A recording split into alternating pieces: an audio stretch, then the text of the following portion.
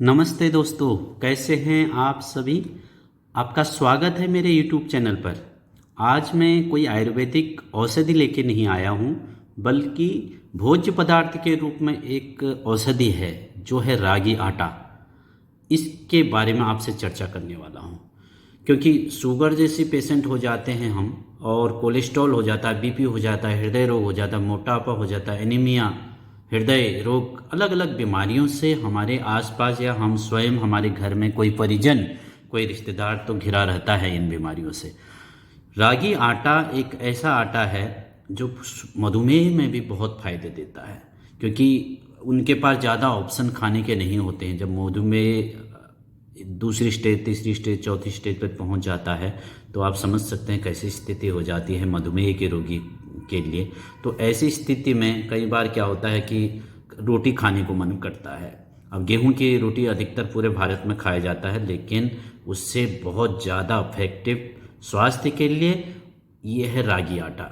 मैंने जैसे कहा कि मधुमेह रोगी के लिए तो यह है ही, यह मुख्य रूप से मैंने हेडलाइन दी है। इसके नीचे जो मैंने लिखे हैं, कोलेस्ट्रॉल, बीपी, हृदय रोग, मोटापा, एनीमिया, हृदय आदि, हार्ट से लेकर हड्डियों तक के लिए यह बहुत महत्वपूर्ण है।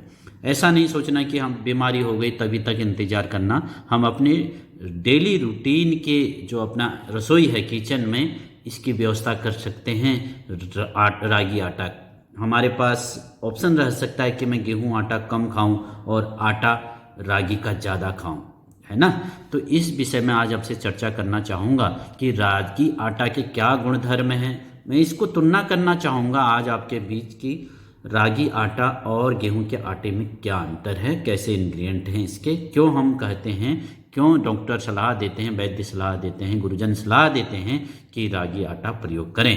तो रागी आटा ये पतंजलि ने बनाया है, आपको मैंने चित्र भी दिखा रहा हूँ, आप देख सकते हैं। बहुत छोटे दाने वाला, पूरे भारत बहुत छोटे छोटे दाने होते हैं और इसमें, और खाने में बहुत स्वादिष्ट होता है ये रागी आटा। और इसको पीस कर जो है इसकी रोटी बनाए जाते हैं अलग अलग। अभी इस बारे में हम चर्चा करेंगे।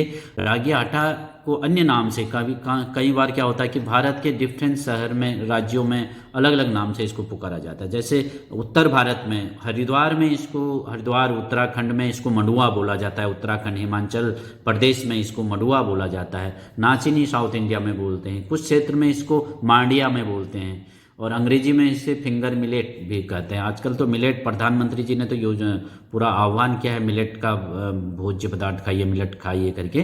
तो रागी आटा के प्राकृतिक जो है ना पोषक तत्व इसमें क्या है, देखिए। ये पतंजलि ने जो रागी आटा बाजार में निकाला है, उसके इंग्रेडिएंट इस पे अपने जो इस प्रोडक्ट है ना, जो ये रागी आटा का, तो ये इसके पीछे भी इसके पूरे गुणधर्म ये लिखे गए हैं जो इसमें है। तो 100 ग्राम पर इस पर इन्होंने कैलकुलेशन किया है। देखिए, जो रागी आटा और गेहूं का आटा है, क्योंकि गेहूं को मैं इसलिए ले रहा हूं कि गेहूं के कंपेरिजन में ही अधिकतर गेहूं, रागी आटा नहीं होगा तो गेहूं खाते हैं। अधिकतर भारत में गेहूं की रोटी खाई जाती है ना। फिर तो गेहूं में गेहूं क्यों ना खाएं, रागी आटा क्यों खाएं।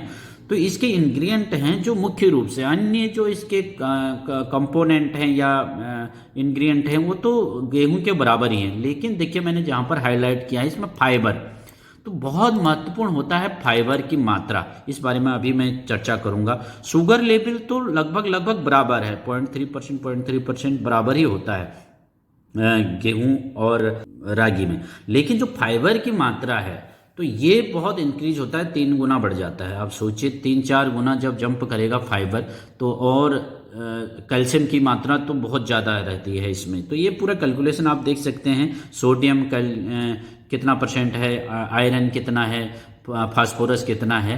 तो इस बारे में अगर हम तुलना करें कि रागी आटा क्यों खाना चाहिए, तो इस बारे में आप देखिए, गेहूं के आटे की जगह हम अगर फाइबर युक्त ये रागी आटा प्रयोग करें तो देखिए इसमें फाइबर की मात्रा मैंने यहाँ पर ये कैलकुलेशन % में दिया है। देखिए 3 गुना ज़्यादा फाइबर होता है किसमें, रागी आटे में। ये देखिए रागी लिखा है मैंने, इधर दाएं तरफ लिखा है गेहूं। तो आप देखिए फाइबर अगर गेहूं में देखें तो 1.2%, ठीक है, और रागी में कितना, 3.56। तो कम से लगभग 3% फाइबर की मात्रा किस में ज़्यादा है, गेहूं के मुकाबले जो है रागी में। तो ये रागी में ज़्यादा होने से इसलिए डॉक्टर भी इसलिए कहते हैं कि तुम रागी आटा खाओ। और साथ ही साथ देखो आयरन की मात्रा देखिए, आयरन भी इसमें 3 गुना ज़्यादा होता है गेहूं से। कैल्शियम की मात्रा देखिए, ये तो होता है 7 गुना ज़्यादा। कैल्शियम की मात्रा 48 ग्राम होता है 100 ग्राम में। कैल्शियम 100 ग्राम आटे में, गेहूं के आटे में कैल्शियम होती है 48 और ग्राम।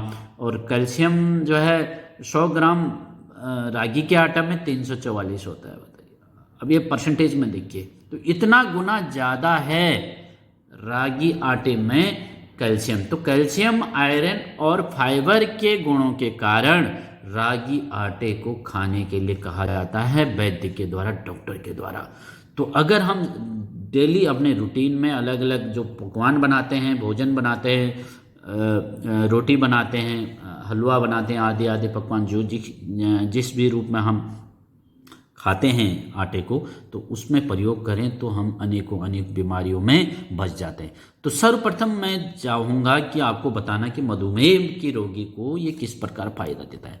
देखिए, मधुमेह का रोगी है, ठीक है, शुगर लेवल कंट्रोल नहीं कर पा रही है, अगर हमारे इंसुलिन स्राव ज़्यादा हो गया या कम हो गया, किसी प्रकार का भी जो है शुगर हो गई हमें, तो सबसे पहले जैसे कि मैंने कहा कि रागी आटे में फाइबर की मात्रा अन्य आटे से, गेहूं के आटे से 3 गुना ज़्यादा होता है। जब मैं फाइबर की मात्रा जो है ज़्यादा बोला, तो फाइबर क्या होता है? फाइबर होता है, जैसे कहाँ होता है फाइबर? गेहूं के छिलके में। अधिकतर गेहूं के आटे में तो छिलका निकाल ही देते हैं, हर किसी को रोटी सफ़ेद खानी होती है। देखा, पतंजलि का आटा देखिए, अन्य कंपनियों का देखिए, आपको यहाँ तुलना मिलेगी क्योंकि छिलका जब तक नहीं रहेगा, तो छिलका उतर गया तो फाइबर हट गया। तो छिलका युक्त और क्या है, दालें हैं, उनके ऊपर होता है ये। गेहूं का आटा अलग है और ये रागी के आटे के छिलके में ये फाइबर होता है, ठीक है। जो फाइबर, जब मधुमेह के लिए हम कह रहे हैं कि गेहूं का आटा मत खाइए, इसको खाइए रागी आटे को, तो क्यों कह रहे हैं? क्योंकि फाइबर की मात्रा ज़्यादा है, और फाइबर ज़्यादा होने से क्या होता है? पाचन क्रिया बहुत अच्छी बन जाती है, क्योंकि ये फाइबर युक्त जो भी चीज़ हम खाते हैं, अन्य प्रोडक्ट, अन्य भोज्य पदार्थ के मुकाबले ये पचने में समय ज़्यादा लेता है, ठीक है। ध्यान रखिए, ये भोजन पचने में समय लगता है अगर फाइबर युक्त भोजन हम खाते हैं। तो फाइबर, हमने अगर रोटी खाई रागी की, तो क्या हुआ? इसको समय ज़्यादा लगने से क्या होगा? एक साथ जो शुगर है हमारे ब्लड में नहीं घुलती है, ये इसका मुख्य कारण है।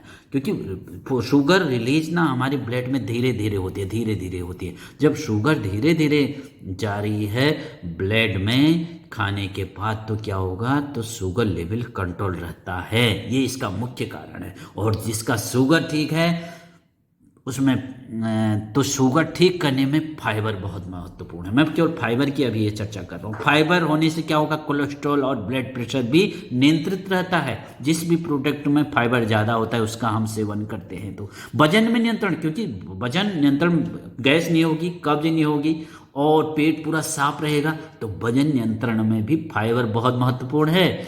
एनीमिया दूर करता है। एनीमिया ऐसी बीमारी है जो जहाँ पर हमारे ब्लड में जो है ना, फिर ऑक्सीजन की कमी हो जाती है। तो इसमें चूंकि आयरन की मात्रा भरपूर होती है, तो हमारा एनीमिया के रोग से भी चूमंतर, जैसे मैंने कहा, प्रचुर मात्रा में अन्य जो है भोज्य पदार्थों से, अन्न से, इसमें जो है आयरन, कैल्शियम और फाइबर ज़्यादा होता है। तो एनीमिया रोगी के लिए क्या होता है? क्यों होता है एनीमिया? क्योंकि हमारे आयरन की कमी हो जाती है। तो आयरन सबसे अच्छा किस में होता है? आयरन की एलोपैथी की गोली खाने की जरूरत नहीं है। आप जब आटा हम प्रयोग करते हैं रागी का, तो एनीमिया की शिकायत भी दूर हो जाती है। पाचन तंत्र में सुधार, जैसे मैंने कहा फाइबर बहुत ज़्यादा होता है, तो पाचन तंत्र तो सुधरेगा ही, ठीक है। कब्ज, एसिडिटी रहेगी नहीं, और तो और कब्ज, एसिडिटी रहती है तो खांसी भी होती है, तो इसमें भी निजात पा जाता है। और हड्डियां होती है मजबूत। हड्डियां क्यों मजबूत होती हैं? क्योंकि 7 गुना ज़्यादा है इसमें फाइबर। देखिए,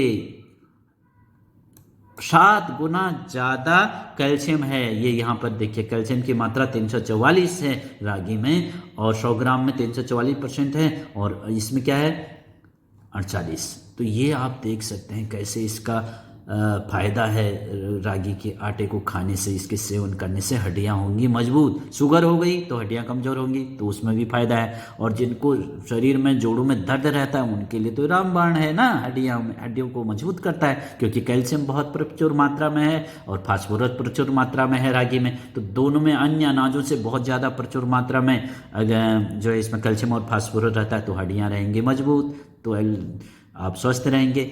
ठीक है। और देखें अन्य गुना, जैसे मैंने यहाँ पर लिखा अभी 5 से 30 गुना तक अधिक कैल्शियम रहता है हड्डियों के लिए रागी में, इसलिए रागी का सेवन करना होता है। रागी के आटे खाने का हम आपको आह्वान करेंगे कि रसोई में जो भी माता बहनें रसोई में अपना भोजन बनाती हैं तो रागी जरूर रखा करें। ठीक है। त्वचा मुलायम रहती है, बालों के लिए अच्छा है, तो स्किन अच्छा, डाइजेशन सिस्टम अच्छा रहेगा तो त्वचा अच्छी रहेगी, बालों की सुंदरता, चमक बढ़ेगी। दाग धब्बों के लिए इसकी लेप लगाकर आप शरीर में, स्किन रोग के लिए भी बहुत फायदेमंद है। स्किन रोग हो जाता है तो आटे को घोलकर, कोदे के आटे को घोलकर अगर हम अपने शरीर में भी इसकी लेप लगाते हैं तो उसमें दाग धब्बे, जो फुंसियाँ हो जाती हैं, उसमें भी निजात मिल जाता है। तो घर में इसको हम प्रयोग करते हैं। देखिए हलवा बनाते हैं, पकौड़ी बनाते हैं, पूरी बनाते हैं, उपमा, सूप, बिस्कुट, है ना, डोसा इत्यादि। पतंजलि के तो बिस्कुट भी आते हैं ना, इसका रागी का, पतंजलि का जो है बिस्कुट भी आता है बाजार में। तो ये अलग अलग सेवन के लिए, बीमारियों के लिए यह फायदेमंद है रागी आटा। तो देर ना करें, रागी आटे का प्रयोग करें। देखिए फाइबर बहुत ज़्यादा मात्रा है इसमें, इसके कारण यह वरदान है हमारे स्वास्थ्य के लिए। इसलिए फाइबर ज़्यादा होने से हमें रागी का आटा का सेवन करना चाहिए। ठीक है। तो ये मधुमेह से रोगियों के लिए, कोलेस्ट्रॉल के रोगी के लिए, बीपी के रोगियों के लिए, हृदय रोगियों के लिए, मोटापा, एनीमिया, हड्डियों की मजबूत, तो ये जितने भी बीमारियां मैंने यहाँ मेंशन की हैं, इन सभी बीमारियों में डॉक्टर क्या कहते हैं कि फाइबर युक्त भोजन करो, फाइबर युक्त भोजन करो। तो फाइबर सबसे ज़्यादा होता है आटे में, और वो भी है रागी का आटा। इसलिए रागी का आटा खाइए। थोड़ा काले रंग का होता है, छोटे छोटे दानेदार यह भोजन है, तो बहुत छोटी इसके दाने होते हैं, पूरा अच्छे मात्रा में, प्रचुर मात्रा में इसमें ये अवयव होते हैं, इंग्रेडिएंट होते हैं, तत्व रहते हैं, है ना। तो इसका सेवन अगर हम करेंगे रागी आटे का, तो आप देखिए हम स्वस्थ रहेंगे। आप अलग अलग रूप में इसको अपना जो है प्रयोग कर सकते हैं भोज्य पदार्थ में। अंत में इतना कहना चाहूँगा कि आप योग प्राणायाम ना छोड़ें। मधुमेह के लिए अलग अलग, कोलेस्ट्रॉल के लिए, बीपी, हार्ट पेशेंट, मोटापा, एनीमिया, जो पतंजलि योगपीठ से प्रातःकाल पूज्य महाराज जी, और यूट्यूब में भी आपको अलग अलग चैनल में मिल जाएगा योग का पूरा पैकेज। तो योग जरूर करिएगा, भोजन कंट्रोल कीजिए और बीमारी के अनुसार भोजन कीजिए, तो हम स्वयं स्वस्थ रहेंगे, पूरे भारत को स्वस्थ बना सकते हैं। आपको यह वीडियो कैसी लगी आप जरूर अपने कमेंट बॉक्स पर हमें बताइएगा, और किस विषय में आप वीडियो चाहते हैं। इसको अधिक से अधिक लोगों को आप शेयर भी कर सकते हैं, जिससे कि अन्य लोग प्रेरित हो सकें। तो फिर मैं आपको मिलूंगा नई वीडियो के साथ। आप सब सुखी रहिए, हंसते रहिए, मुस्कुराते रहिए।